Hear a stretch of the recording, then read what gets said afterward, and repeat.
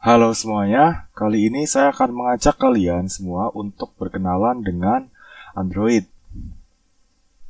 Nah, apa sih Android?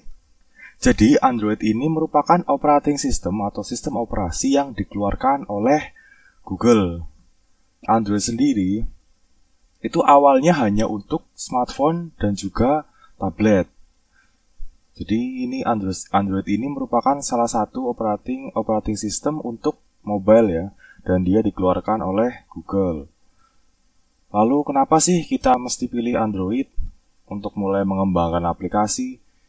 Dari sini saya mengambil data dari statista.com, di mana data ini mulai dari kuartal 1 atau kuartal pertama tahun 2009 sampai kuartal kedua tahun 2018. Dan kalian bisa lihat sendiri ya perkembangannya. Di sini ada beberapa OS selain Android untuk mobile. Ada iOS, ada Microsoft, ada RIM, Pada, ini Samsung Pada kalau misal kalian pernah ngalamin. Lalu ada Symbian dan yang lainnya. Dan di sini Android dengan warna biru muda ya, dia perkembangannya sangat pesat.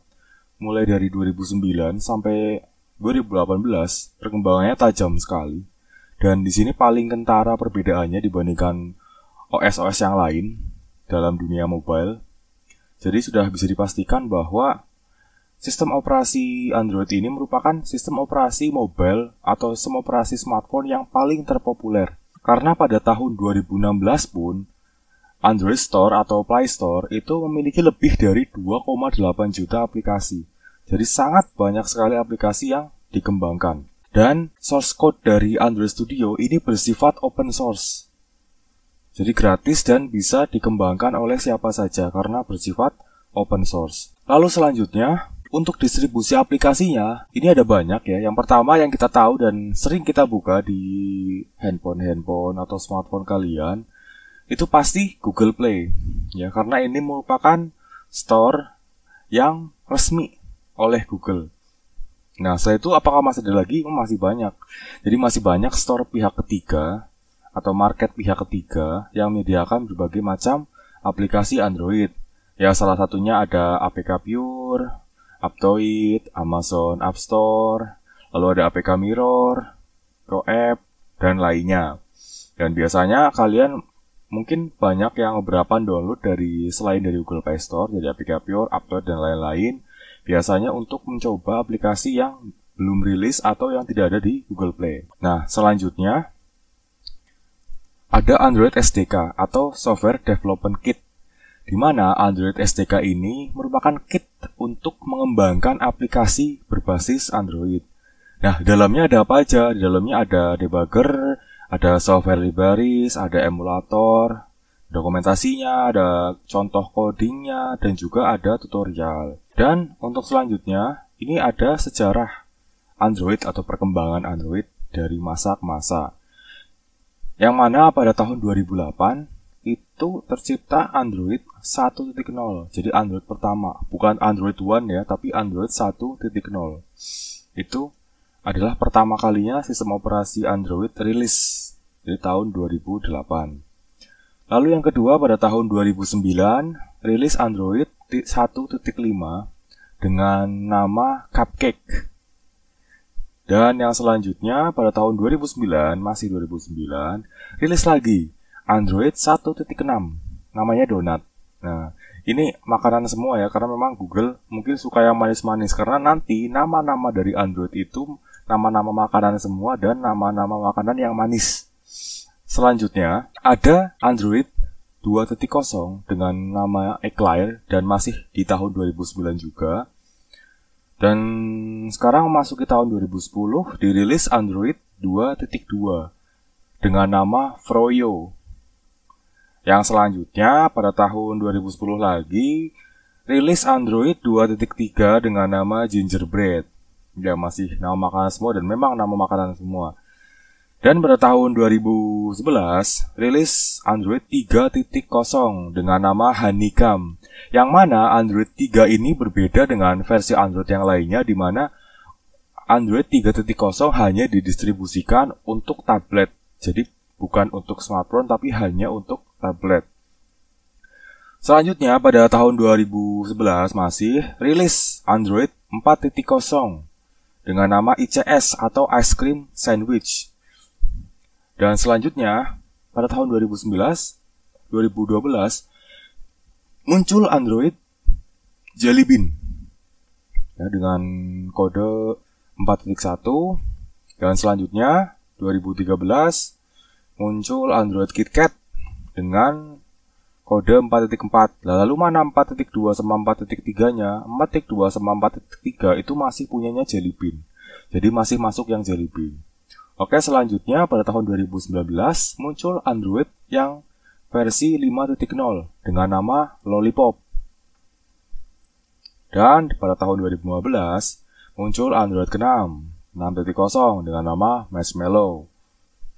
Lalu pada tahun 2016 ada Android Nougat. Dan 2017 ada Android 8.0 dengan nama Oreo.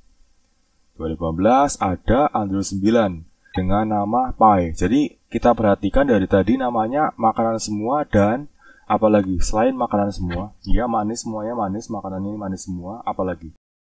Ya bener banget, semuanya urut abjad ya, semuanya urut abjad. Kita kilas balik ya yang tadi. Nah, di sini bisa kita lihat cupcake C, donut D, eclair froyo. Jadi urut C, D, E, F, G, H, I. Lalu J, jelly bean, K, KitKat, L, lollipop, M, marshmallow, N, nougat, O, Oreo, dan yang 9 pie. Jadi semuanya urut abjad dan semuanya nama makanan. Tapi berbeda lagi ya untuk Android versi terbaru saat ini, yaitu yang rilis pada tahun 2019 adalah Android 10. Android 10. Android 10. Dia nggak punya nama. Namanya ya Android 10, Android 10. Udah itu aja. Jadi nggak ada nama-nama makanan lagi. Atau mungkin Google kehabisan ide untuk kasih nama makanan. Ya saya juga kurang tahu. Yang jelas untuk Android terbaru saat ini adalah Android 10. Lalu selanjutnya ada Android Studio, di mana Android Studio ini merupakan IDE yang berdasarkan IntelliJ IDEA. Nah, IDE itu apa? IDE adalah Integrated Development Environment. Ya, jadi tools untuk membuat aplikasi Android dari nol. Kayak gitu Android Studio ini. Nah, apa sih fitur-fitur yang disediakan oleh Android Studio? Kalian bisa lihat di layar. Android Studio mempunyai sistem berbasis Gradle yang fleksibel.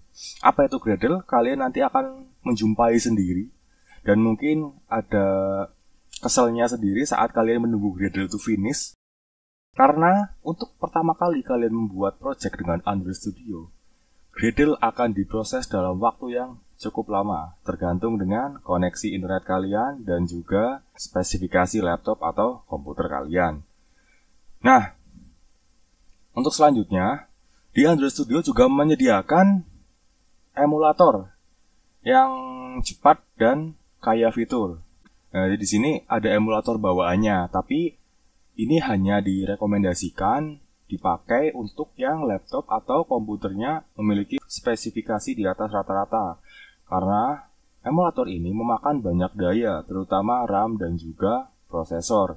Lalu Android Studio juga dia memiliki fitur yang easy dan solid environment, di mana Android Studio ini mempunyai lingkungan yang menyatu untuk mengembangkan bagi semua perangkat Android. Selain itu, Android juga punya fitur namanya Instant Run. Jadinya ketika kita mengubah coding di dalam Android Studio, kita bisa menjalankan, jadi bisa berjalan tanpa adanya sebuah APK baru yang terinstall, tapi tetap APK yang lama, cuma dijalankan lagi, jadi instan. Lalu yang selanjutnya ada integrasi GitHub. Nah, nanti kita juga akan mempelajari ini untuk menggunakan GitHub. Tetapi di Android Studio, bagusnya dia sudah terintegrasi dengan GitHub. Jadi kita nggak usah manual-manual lagi melalui terminal atau melalui CMD atau melalui software Gitbash untuk mengupload atau nge-push project kita ke GitHub. Jadi sudah terintegrasi. Lalu selanjutnya, Android Studio juga easy to test, gampang untuk menguji. Jadi mempunyai alat pengujian yang bagus di sini. Dan selanjutnya, Android Studio mempunyai yang namanya Lean Tools. Apa tuh Lintools? Lintools itu fungsinya untuk meningkatkan kinerja, kegunaan, maupun kompatibilitas versi dan masalah-masalah lain yang ada saat kita mengembangkan aplikasi berbasis Android di Android Studio.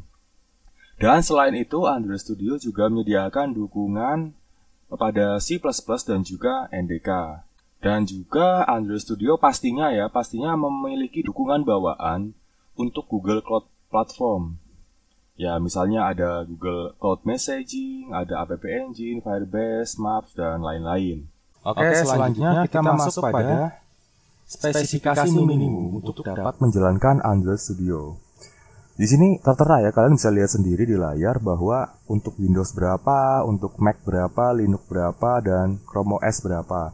Tetapi di sini saya menyarankan bahwa untuk bisa kalian menjalankan Android Studio dengan lancar, saran saya, yang pertama, jika kalian menggunakan prosesor Intel, kalian gunakan prosesor Intel dengan seri Core i5. Ya, Core i5. Tapi jika kalian menggunakan AMD, saya sarankan kalian menggunakan AMD Ryzen 5. Itu untuk prosesor. Lalu untuk RAM bagaimana? Walaupun di sini RAM minimumnya 4 GB, tapi saya sendiri menyarankan agar nanti kalian nyaman saat menjalankan Android Studio, kalian lebih baik menggunakan RAM sebesar 8 GB minimumnya agar nanti lebih lancar dan juga bisa menggunakan emulator yang disediakan oleh Android Studio. Nah, terus apa lagi? Untuk harddisk juga penting. Jadi harddisk di sini saya sarankan lagi-lagi saya sarankan walaupun minimum requirement atau spesifikasi minimum yang disarankan oleh Google itu boleh menggunakan harddisk biasa, istilahnya harddisk yang masih memakai magnet. Tetapi saya menyarankan kalian menggunakan SSD. Biar apa? Biar lebih cepat. Biar lebih cepat saat kalian membuka aplikasi Android, menjalankan emulatornya, atau mengcompile aplikasi Android di Android Studio tentunya. Nah, jadi begitu.